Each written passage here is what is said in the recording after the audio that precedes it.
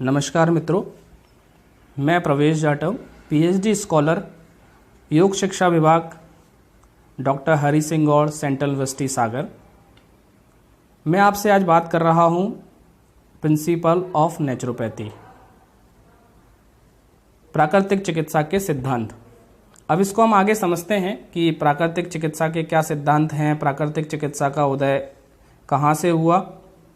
तो बात करते हैं प्राकृतिक चिकित्सा के इतिहास से। तो प्राकृतिक चिकित्सा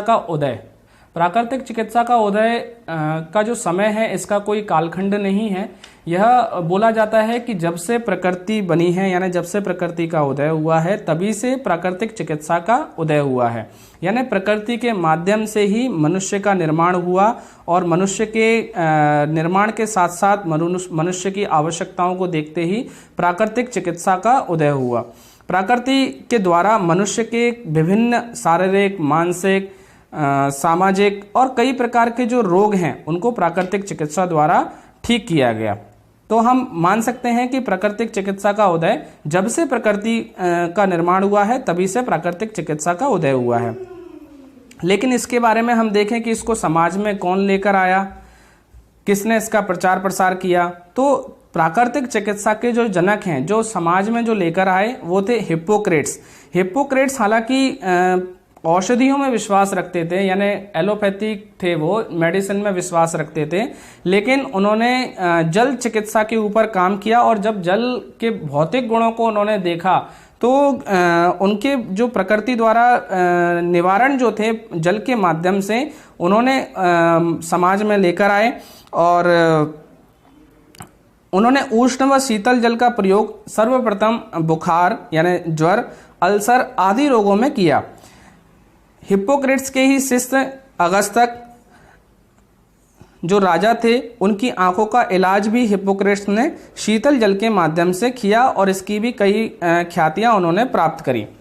इसके बाद यदि हम बात करें सर जॉन फ्लोयर 1697 सर जॉन फ्लोयर एक बुक लेकर आए, हिस्ट्री ऑफ कोल्ड बाथिंग। यानी ये जो सर जॉन थे, वह रोम में उन्होंने इसका काम किया और वहां पर देखा जाता था कि स्नान यानी पानी, जल के द्वारा स्नान जो है, वही एकमात्र रोग के उपचार के लिए उन्होंने बताया कि यदि शीतल जल से स्नान करते हैं तो कई प्रकार की जो बीमारियां हैं वह दूर हो जाती हैं। और यह हिस्ट्री ऑफ कोल्ड बाथिंग जो नामक पुस्तक है, इसमें कई प्रकार का विश्लेषण मिलता है।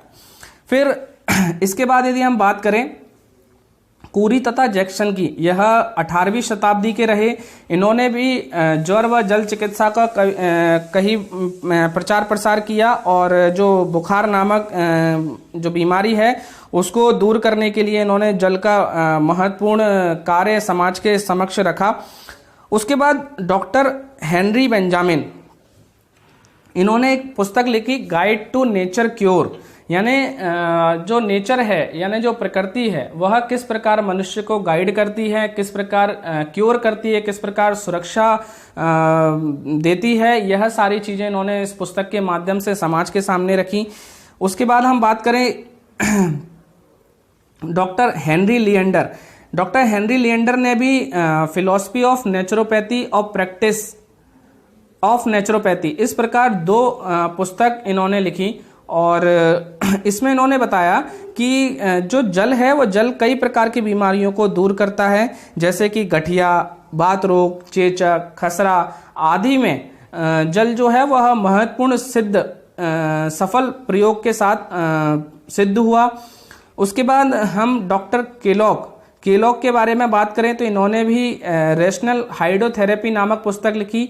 इस प्रकार यह जो क्रम है वह बढ़ता गया और आधुनिक समय में विंसेज प्रेस्निज ने प्राकृतिक चिकित्सा का खूब प्रचार प्रसार किया और 1829 में जल चिकित्सा प्रणाली की इन्होंने स्थापना करी। यदि प्राकृतिक चिकित्सा की बात करें तो इसमें कई हम यदि पुराना इतिहास उठा के देखें तो पढ़े लिखे लोग जो नहीं हैं, यानी जिन्होंने कोई अध्ययन नहीं किया है, वह भी अपने घरों में, अपने समाज में इस प्राकृतिक चिकित्सा का उपयोग कर रहे हैं। यानी प्रकृति का किस प्रकार समाज को सुरक्षित रखा जा सकता है, किस प्रकार व्यवस्थित रखा जा सकता है, यह जो सारा काम है, यह जो पढ़े लिखे लोग नहीं है वह भी एक आयुर्वेद को लेकर, प्राकृतिक चिकित्सा को लेकर वैद्य बनकर समाज में काम कर रहे हैं और हम उनको अच्छे प्रकार से जानते हैं। उसके बाद कूने जो थे 20 वर्ष की आयु में फेफड़े, पेट व मस्तिष्क के रोगी हो गए थे। कूने के बाद इस क्रम को बढ़ाते हुए एडोल्फ जुस्ट का नाम आता है।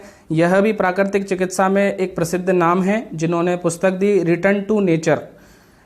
इस प्रकार पाश्चात्य जगत में प्राकृतिक चिकित्सा का जो क्रम है वो बढ़ता गया और प्राकृतिक चिकित्सा का विकास होता गया। अब इसके बाद हम भारतीय चिकित्सा का जो इतिहास है वह भी देख लेते हैं। भारतीय चिकित्सा का भारत में प्राकृतिक चिकित्सा का जो इतिहास रहा है वह कहते हैं कि वेदों में, यानी हमारे जो साहित्य है वह बहुत पुराना है और वेद ही सबसे पुराने साहित्य कहे जाते हैं। तो वेदों में प्राकृतिक चिकित्सा का उदाहरण मिलता है, उसमें प्राकृतिक चिकित्सा देखने को मिलती है और कहते हैं कि जो वेद हैं प्राचीन और प्रमाणिक ग्रंथ हैं, जो हमारी संस्कृति को, ये समाज को किस प्रकार से चलना है, किस प्रकार से हमारी संस्कृति को चलना है, किस प्रकार हमारी संस्कृति हुआ करती थी, आज वर्तमान में किस प्रकार उसका पालन करना चाहिए, यह सारी जो चीजें हैं वो वेदों में बताई गई हैं और वेदों में ही प्राकृतिक चिकित्सा का भी उल्लेख देखने को मिलता है। यदि हम बात करें सबसे प्राचीन ग्रंथ ऋग्वेद की, तो ऋग्वेद में जल को औषधि के रूप में माना गया है और कहा गया है कि यह कई प्रकार के रोगों को दूर करता है। ऋग्वेद में जल के कई जो उपयोग हैं वह बताए गए हैं कि किस प्रकार से उनको उपयोग में लाया जा सकता है। इसी प्रकार वायु को किस प्रकार उपयोग में लाया जा सकता है, मिट्टी को किस प्रकार उपयोग में लाया जा सकता है, यह किस प्रकार हमारे शारीरिक मानसिक स्थितियों पर उपयोग में आती हैं। यह जो सारी चीजें हैं यह ऋग्वेद में और वेदों में जो 3 अन्य ग्रंथ हैं उनमें भी देखने को मिलती हैं। इस प्रकार बात करें पुराण काल की, तो पुराण काल में भी राजा जो दिलीप थे उनका एक प्रसंग आता है कि जो राजा दिलीप थे उन्होंने दुग्ध कल्प एवं फल सेवन से स्वास्थ्य लाभ प्राप्त किया और इसी प्रकार राजा दशरथ का भी उदाहरण आता है कि फल कल्प से ही उन्होंने संतान की प्राप्ति की थी। फिर और आगे थोड़ा सा इसी क्रम में यदि हम आगे बढ़ें तो सिंधु घाटी की बात करें तो मोहनजोदाड़ो में भी बृहद और सर्वसुलभ स्नानागार यह सिद्ध करते हैं कि जल का चिकित्सा का प्रयोग वहां होता था। यानी जल जो है वो मोहनजोदाड़ो के समय से चलती आ रही है और जल चिकित्सा उसी समय का यानी उस समय भी थी और उससे पुराने समय में भी थी और वर्तमान समय भी है। यदि हम बात करें उसके आगे के काल में, चरक संहिता की बात यदि हम करें तो चरक जो थे वो आयुर्वेद के जनक माने जाते हैं और उन्होंने भी प्राकृतिक चिकित्सा को लेकर कहा है। चरक संहिता में जल चिकित्सा का वर्णन मिलता है और एक चीनी यात्री हुए हुएन सांग, उसमें जलाशयों, स्नानागारों तथा उपचार हेतु जल स्नानों का वर्णन किया गया है।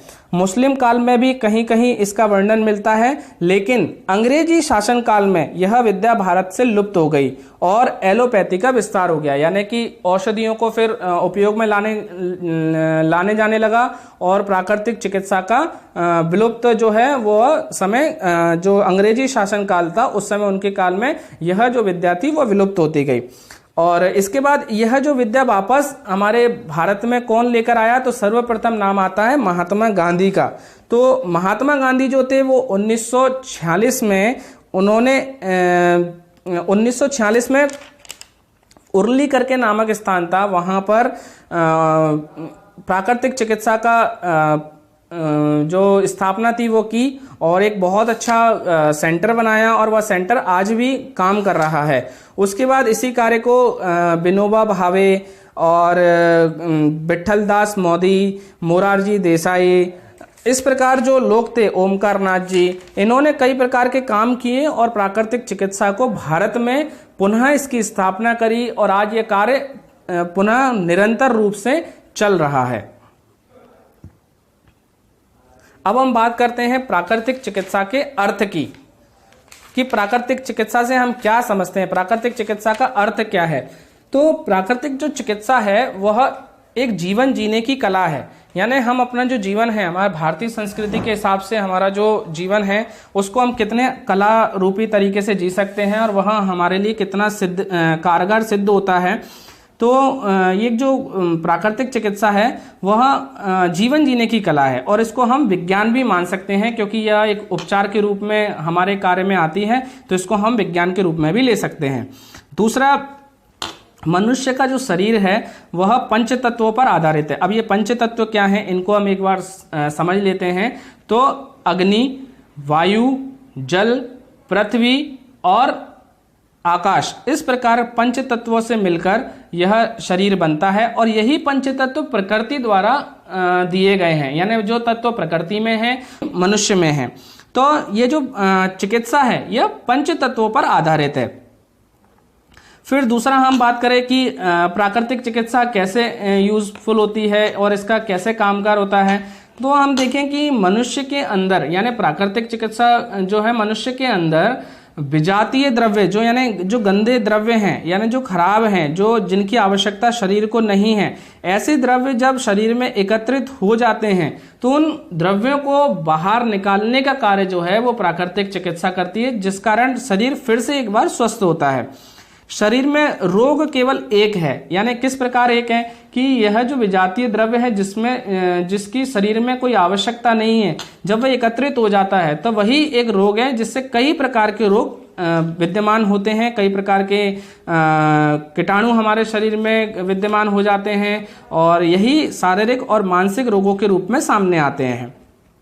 फिर यह कैसे होता है, तो इसको हम देखें कि अव्यवस्थित जीवन शैली, यानी पहले का जो समय था, प्राचीन जो समय था, उसमें हमारा जीवन जीने की एक स्टाइल थी, एक कला थी कि भाई दिन भर जो हमारा जीवन यापन होना है, हमारा जो दिनचर्या होना है वो एक व्यवस्थित होता था कि सुबह जागरण से लेकर रात्रि विश्राम तक, और विश्राम के बाद भी किस प्रकार से सोना है, सुबह प्रातः उठकर क्या करना है। तो ये सारी जो जीवन शैली थी, यानी जो दिनचर्या थी, वो कहीं ना कहीं हमारी बिगड़ गई, जिसके कारण विजातीय द्रव्य हमारे शरीर में प्रवेश करने लगे।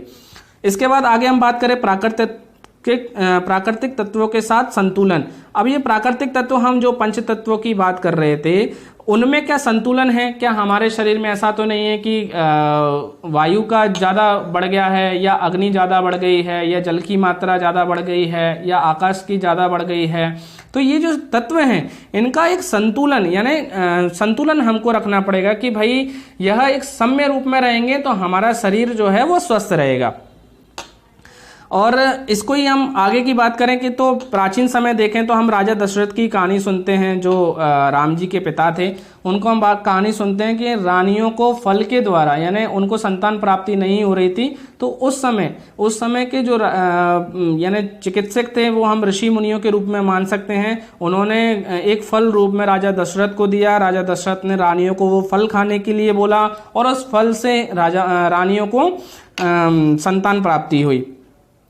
और यही प्रकार है कि उस चिकित्सा को आगे बढ़ाते हुए यह जो चिकित्सा है वो अपने आप में ठोस है। दूसरी बात यह औषधि रहित है। औषधि मतलब मैं आपको बताऊं कि यानी आपके अंदर जो विजातीय द्रव्य एकत्रित हुए वो एक प्रकार का एसिड है, और उस एसिड को खत्म करने के लिए हम दूसरा एसिड ले रहे हैं, तो कहीं ना कहीं वो रोगों को दबाता है, ना कि खत्म करता है। लेकिन प्राकृतिक चिकित्सा एक से मिटाता है। और एक ये सिद्धांत जैसा कि एक अपनी अलग डेफिनेशन है, लोग इसको किस प्रकार समझ सकते हैं, तो मैं कुछ डेफिनेशन आपके सामने रख रहा हूं जो कि आप समझ सकते हैं। प्राकृतिक प्रणाली की 1967 में यह परिभाषा दी। उसके बाद J.M. जुस्सावाला करके एक वैज्ञानिक रहे हैं, उन्होंने 1966 में एक अपनी डेफिनेशन दी। उन्होंने कहा कि प्राकृतिक चिकित्सा एक विस्तृत शब्द है जो रोगोपचार के सभी प्रणालियों के लिए उपयोग किया जाता है, जिसका उद्देश्य प्राकृतिक शक्ति एवं शरीर की रोग प्रतिरोधक क्षमता के साथ सहयोग करना है। यह व्याधि से मुक्त कराने का एक भिन्न तरीका है, जिसका जीवन स्वास्थ्य एवं रोग के संबंध में अपना स्वयं का एक दर्शन है। यानी इन्होंने कहा कि प्राकृतिक जो शक्तियां हैं, प्रकृति द्वारा जो शक्तियां दी गई हैं, वह हमारे शरीर में रोग प्रतिरोधक क्षमता यानी रोगों से लड़ने की जो शक्ति है वह प्रदान करती है, और यह प्रकृति में एक अनोखी शक्ति विद्यमान है, उन्होंने यह समाज के सामने रखा। उसके बाद एक डेफिनेशन पंडित श्रीराम शर्मा आचार्य, जो कि हम कहते हैं कि जिन्होंने गायत्री परिवार हम नाम सुनते हैं, गायत्री शक्तिपीठ का नाम सुनते हैं, आज हम देव संस्कृति विश्वविद्यालय जो योग में और प्राकृतिक चिकित्सा को लेकर इतना काम कर रहा है वह उन्हीं की देन है। तो उन्होंने भी प्राकृतिक चिकित्सा को लेकर एक डेफिनेशन दी। उन्होंने कहा प्राकृतिक चिकित्सा का अर्थ है प्राकृतिक पदार्थों विशेषतः प्रकृति के 5 मूल तत्वों द्वारा स्वास्थ्य रक्षा और रोग निवारक उपाय करना। इन्होंने कहा कि प्रकृति में जो 5 तत्व हैं वही शरीर में 5 तत्व हैं। तो कहीं ना कहीं जो शरीर का दिन भर जो हम काम करते हैं कहीं ना कहीं क्षय होते जाता है, वह क्षय जो है वो प्रकृति के माध्यम से उनको ठीक किया जा सकता है। फिर पाश्चात्य संस्कृति के वैज्ञानिक बेंजामिन हैरी ने भी अपनी एक डेफिनेशन दी। उन्होंने कहा प्राकृतिक चिकित्सा व्याधि से मुक्त करने तथा रोग का दर्शन है। प्राकृतिक चिकित्सा शरीर की स्वयं की आंतरिक सफाई, आंतरिक यानी जो इंटरनल पार्ट है उनकी सफाई एवं शुद्धिकरण यानी उनको साफ रखना स्वीकृति देती है। इस प्रकार यह अशुद्धता एवं अनुपयोगी पदार्थ जो कि अधिक वर्षों के कारण एकत्र हो गया तथा जो सामान्य कार्य में बाधा उत्पन्न करता था उसे निकाल फेंकता है। फिर जिनको हम भारत में जिन्होंने प्राकृतिक चिकित्सा की स्थापना करी, उन्होंने भी अपने शब्दों में इसकी एक डेफिनेशन दी है, उसको हम समझते हैं। प्राकृतिक चिकित्सा पद्धति से रोग मिट जाने के साथ ही रोगी के लिए ऐसी जीवन पद्धति का आरंभ होता है जिसमें पुनः रोग के लिए कोई गुंजाइश ही नहीं रहती। यानी कि ये कहना चाह रहे हैं कि प्राकृतिक चिकित्सा द्वारा जो हमारे शरीर में रोग उत्पन्न होते हैं वह प्राकृतिक चिकित्सा द्वारा दूर किए जा सकते हैं और इस प्रकार दूर होते हैं कि वह जड़ से खत्म हो जाते हैं और पुनः हमारे शरीर में इनका प्रवेश नहीं होता। अब हम बात करते हैं प्राकृतिक चिकित्सा के मूलभूत सिद्धांत की, यानी प्राकृतिक चिकित्सा किन सिद्धांतों पर काम करता है, किन बातों को लेकर काम करता है, उनको हम समझने का प्रयास करते हैं। तो पहला जो है वह है प्राकृतिक चिकित्सा में 10 सिद्धांत मूल हैं और उन 10 सिद्धांतों की हम बात करेंगे। तो पहला सिद्धांत हम समझते हैं कि सभी रोग एक हैं, उनका कारण भी एक ही है और उनका उपचार भी एक ही है। तो ये डेफिनेशन किस प्रकार की, हम तो देखते हैं कि कई प्रकार के रोग जन्म ले जाते हैं, जैसे अर्थराइटिस है, अस्थमा है, ब्रोंकाइटिस है, सर्वाइकल है, अपना बैक पेन है, हाई बीपी है। तो ये कई प्रकार के रोग हैं, ये उत्पन्न कहाँ से होते हैं, लेकिन प्राकृतिक चिकित्सा ने एक ही प्रकार के रोग का बताया। अभी एक प्रकार का रोग क्या है, यह एक प्रकार का जो रोग है वह है विजातीय द्रव्य, यानी हमारे शरीर में ऐसा द्रव्य एकत्रित हो जाना जिसकी शरीर को आवश्यकता ही नहीं है। तो वो रोग एक ही हो गया और उसका कारण भी एक ही है। यानी रोग जो उत्पन्न हुआ है उसका कारण क्या है, उसका कारण है अनावश्यक जीवन शैली। यानी जो विजातीय द्रव्य है वह रोग उत्पन्न, कई प्रकार के रोग वहां से उत्पन्न होते हैं और वही एक कारण है और उसका उपचार भी एक ही है। वो उपचार क्या है कि विजातीय द्रव्यों को बाहर करना ही वह उपचार है। यानी हम विजातीय द्रव्य यदि हमारे शरीर से बाहर हो गए तो किसी भी प्रकार का रोग हमारे शरीर को नहीं लगेगा। फिर दूसरी यदि हम इसकी सिद्धांत देखें तो दूसरा सिद्धांत है तीव्र रोग शत्रु नहीं मित्र होते हैं। तो तीव्र रोग किस प्रकार का होता है, तीव्र रोग से यदि हम संबंध देखें तो हमने बुखार देखा है, खांसी देखी है, जुकाम देखा है, दस्त देखे हैं, उल्टी देखी है। तो ये जो रोग हैं वो तीव्र रोगों की गिनती में आते हैं और यह हमारे मित्र होते हैं, यह हमारे शत्रु नहीं। हम देखते हैं कि कुछ भी हमको होता है तो हम तुरंत डॉक्टर के पास जाते हैं, डॉक्टर हमें मेडिसिन देता है और मेडिसिन लेकर जो चीज हमें हो रही थी वह बंद हो जाती है। लेकिन प्राकृतिक चिकित्सा कहता है कि यह हमारे मित्र हैं, यानी हमारे शरीर में जो विजातीय द्रव्य एकत्रित हो गए हैं वह बुखार के माध्यम से, खांसी के माध्यम से, जुकाम के माध्यम से, उल्टी के माध्यम से यह विजातीय द्रव्य शरीर से बाहर निकलते हैं। आपने देखा होगा कि जुकाम के समय कफ हमारे शरीर से बाहर निकलता है, बुखार के समय हमारे अग्नि जो है, हमारी बॉडी हीट मारती है तो अग्नि हमारे शरीर से बाहर निकलती है। तो यह हमारे मित्र होते हैं, ये हमारे रोगों को दूर करने के लिए होते हैं। तीसरा सिद्धांत है रोग का कारण कीटाणु नहीं है। यानी हम यदि एलोपैथी में देखें तो कई प्रकार के जो रोग होते हैं उनको बोला जाता है कि ये कीटाणुओं द्वारा एकत्रित हुए, तो वह कीटाणु से नहीं, वह विजातीय द्रव्यों के माध्यम से रोग उत्पन्न होता है। ये तीसरा सिद्धांत है। चौथा सिद्धांत प्रकृति स्वयं चिकित्सा है, यानी प्रकृति के द्वारा इस मनुष्य का निर्माण हुआ। तो कहीं ना कहीं हम मान सकते हैं कि भाई प्रकृति जब मनुष्य का निर्माण कर सकती है तो उपचार भी कर सकती है। तो प्रकृति के द्वारा ऐसे जो शरीर में विद्यमान है, जैसे जल है, पृथ्वी है, पृथ्वी यानी गंध का जिसको हम बोला जाता है कि पृथ्वी है, अग्नि है, वायु है, यह जो सब है यह प्रकृति के द्वारा ही हमारे शरीर में बैलेंस करते हैं और प्रकृति के द्वारा ही हम अपने शरीर को ठीक कर सकते हैं। पांचवा, चिकित्सा रोग की नहीं संपूर्ण शरीर की होती है। यानी इसमें यदि हम केवल ये देखें कि यदि हमें खांसी हुई है तो प्राकृतिक चिकित्सा जो है वो केवल खांसी के लिए दिया जाएगा, ऐसा नहीं। प्राकृतिक चिकित्सा जो है वो संपूर्ण शरीर के जो यानी बात कर रहे थे हम विजातीय द्रव्यों की, तो कहीं ना कहीं उनको दूर निकालने के लिए होती है, जिसके माध्यम से हमारे संपूर्ण शरीर में जितने भी प्रकार के रोग होते हैं वह खत्म हो जाते हैं। और प्राकृतिक चिकित्सा जो है वह संपूर्ण रोगों के लिए कारगर है। यह केवल एक रोग पे नहीं जबकि पूरे शरीर पर काम करती है। छठवां, यदि हम इसका सिद्धांत देखें तो प्राकृतिक चिकित्सा में निदान की विशेष आवश्यकता नहीं।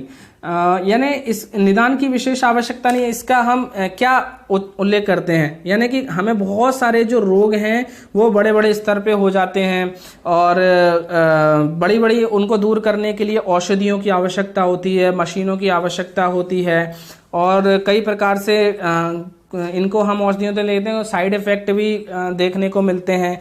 तो प्राकृतिक चिकित्सा जो कहती है कि भाई इसमें हमको किसी भी चीज की आवश्यकता नहीं है, किसी भी मशीन की आवश्यकता नहीं है, किसी भी औषधि की आवश्यकता नहीं है, यह स्वयं ही हमारे शरीर को ठीक करने का प्रयास करती है।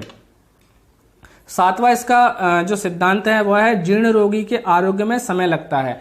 यानी जो रोग लंबे टाइम से चला आ रहा है, कोई भी रोग यदि हमारे शरीर में उत्पन्न होता है और उसको बड़ा बहुत समय हो गया है, तो जिस प्रकार से एलोपैथी तुरंत दवाई खाने से तुरंत आराम दे देती है, इस प्रकार से प्राकृतिक चिकित्सा में नहीं है। प्राकृतिक चिकित्सा जो है वो थोड़ा सा समय लगाती है, इसको रोग को ठीक करने में थोड़ा सा अधिक समय लग सकता है, लेकिन यह जो रोग को जड़ से खत्म करता है, यानी कि इसमें समय जरूर लगता है लेकिन बिल्कुल जड़ से यानी बिल्कुल मिटा देता है, इसकी दोबारा से पुनः हमारे शरीर में यह हो इसकी संभावना ही नहीं रहती। तो जो हमारे लंबे समय जो रोग चले आते हैं इनमें समय जरूर लगता है लेकिन यह जड़ से खत्म करता है। आठवां सिद्धांत यह है कि प्राकृतिक चिकित्सा में दबे रोग उभरते हैं। तो दबे हुए रोग यानी कि हमारे शरीर में कई प्रकार के रोग ऐसे हैं जिनका हमें नॉलेज ही नहीं है, जिसके बारे में हमें ज्ञान ही नहीं है, वो कहीं ना कहीं दबे हुए हैं। तो जब हम प्राकृतिक चिकित्सा लेते हैं, इसका हम उपयोग करते हैं, तो वह रोग भी ऊपर उभर कर आते हैं और जड़ से खत्म होते हैं। फिर नवा जो सिद्धांत है, प्राकृतिक चिकित्सा में मन, शरीर तथा आत्मा तीनों की चिकित्सा की जाती है। मन, हम वैसे भी हमने सुना है कि भाई मन के द्वारा ही शारीरिक व्याधियां जो हैं वो उत्पन्न होती हैं। तो जब हम प्राकृतिक चिकित्सा लेते हैं तो हमारा मन स्वस्थ होता है, मन प्रसन्न होता है, आनंद मन को मिलता है। जब मन प्रसन्न रहेगा तो कहीं ना कहीं मन का प्रभाव शरीर पर पड़ेगा, तो शरीर भी स्वस्थ होगा और शरीर के साथ साथ यह मन और शरीर को जब स्वस्थ मिलेगा तो आत्मा भी प्रसन्न रहेगी। तो इस प्रकार हम देखते हैं कि प्राकृतिक चिकित्सा मन, शरीर तथा आत्मा तीनों की चिकित्सा करती है। फिर दसवां इसका जो सिद्धांत है, प्राकृतिक चिकित्सा में उत्तेजक औषधियों के सेवन का प्रश्न नहीं है। उत्तेजक यानी कि जिन दवाइयों का हम एसिड के रूप में हम यूजफुल देखते हैं कि भाई वो कड़वी लगती हैं, वो लेने योग्य नहीं हैं, जिस प्रकार हम इंजेक्शन का यूज़ करते हैं, कैंसर में हम देखते हैं कि कीमोथेरेपी में विषैली दवाइयाँ दी जाती हैं, तो इस प्रकार के प्राकृतिक चिकित्सा में यूज़ नहीं किया जाता। इसमें केवल प्रकृति द्वारा जो उपचार है वही किया जाता है, इसमें दवाइयों का यूज़ नहीं किया जाता। तो यह 10वां सिद्धांत है। अब हम आगे देखें कि प्राकृतिक चिकित्सा के मूलभूत अवयव क्या हैं, एलिमेंट्स क्या हैं, किन चीज़ों को लेकर यह काम करता है। तो इसके 5 एलिमेंट्स हैं, पृथ्वी, अग्नि, वायु और जल, आकाश। यह 5 प्रकार के तत्व हैं, अवयव हैं, जिनको लेकर प्राकृतिक चिकित्सा कार्य करता है। जैसे पृथ्वी से हम तात्पर्य मिट्टी से लगा सकते हैं, तो मड थेरेपी करके प्राकृतिक चिकित्सा में होता है, तो मड थेरेपी के माध्यम से हम स्वस्थ होते हैं। दूसरा अग्नि में भी यानी हम स्ट्रीम बात देते हैं कि भाई अग्नि के माध्यम से जो शरीर में कमी है उसको हम ठीक करते हैं। तीसरा वायु यानी शरीर को यदि श्वास की कमी है, वायु की कमी है, प्राण की कमी है, तो ये सारी चीज़ें प्राकृतिक चिकित्सा से मिलती है। आकाश यानी हमारे बॉडी में स्पेस की कमी है, तो उपवास जो उपवास जो चिकित्सा है उसके माध्यम से हम लोगों को ठीक करते हैं। मसाज थेरेपी के माध्यम से हम लोगों को ठीक कर सकते हैं। जल चिकित्सा के द्वारा हम लोगों को ठीक कर सकते हैं। तो ये जो 5 तत्व हैं, इन्हीं पर मुख्य रूप से प्राकृतिक चिकित्सा कार्य करती है। इतना आज हमने आपको इसका पूरा इंट्रोडक्शन दिया। धन्यवाद।